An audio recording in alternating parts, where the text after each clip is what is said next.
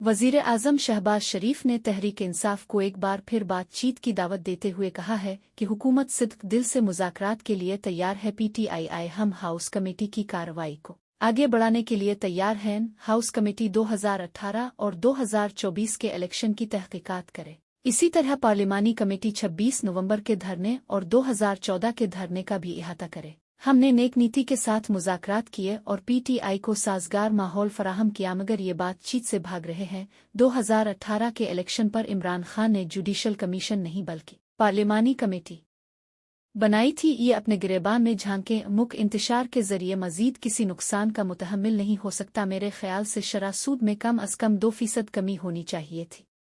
उन ख्यालात का इजहार उन्होंने जुमेरात को वफाकी काबीना के इजलास से खिताब करते हुए किया। उन्होंने कहा कि अमन के बगैर तरक्की और खुशहाली का ख्वाब शर्मिंदा ताबीर नहीं हो सकता। खवारिज और दहशतगर्दों का मुकाबला किया जाएगा। उन्होंने वफाकी काबीना को PTI के साथ मुज़ाकरात के पस मंज़र से आगाह करते हुए कहा कि हमने उनकी मुज़ाकरात की पेशकश कबूल करते हुए स्पीकर कौमी असम्बली के तवस्सुत से कमेटी की तश्कील के बाद बातचीत शुरू की। कमेटी ने कहा कि मुतालिबात लिख कर दिए जाएं, जिनका जवाब भी तहरीरी दिया जाना था, लेकिन मुकर्ररा तारीख से कबल ही PTI मुज़ाकरात से भाग गई। कमेटी ने उनसे बैठकर बात करने की दरख्वास्त की, जो नहीं मानी गई।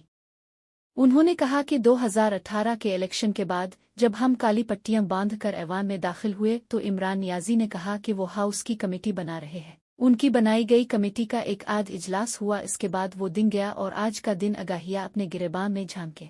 उन्होंने जुडिशल कमीशन नहीं हाउस की कमेटी बनाई थी, लेकिन इसकी कार्रवाई को भी आगे नहीं बढ़ाया। हम सदकाफ दिल से बातचीत के लिए तैयार हैं ताकि मुल्क आगे बढ़े, ना कि उनके फैलाए गए इंतशार के हाथों मुल्क का नुकसान हो। वज़ीर आज़म ने काबीना को बताया कि स्टेट बैंक ने पॉलिसी रेट में 1% कमी का ऐलान किया है, जो मेरे हिसाब से कम है। पॉलिसी रेट में कमी से कारोबार और मईशत को फ़ायदा होगा। हुकूमत एक टीम के तौर पर मुल्क की तरक्की और खुशहाली के लिए दिन रात कोशानुगुना है। इंसानी स्मगलिंग से सैकड़ों पाकिस्तानियों की जानें ज़ाय होने पर अफसोस का इजहार करते हुए कहा कि इस काले धंधे से मुल्क का तशख़्ख़ुस और वक़ार मजरूह हो रहा है। मुल्क को बदनाम करने वाले करप्ट अनासिर को कैफ़रे किरदार तक पहुँचाने तक चीन से नहीं बैठेंगे।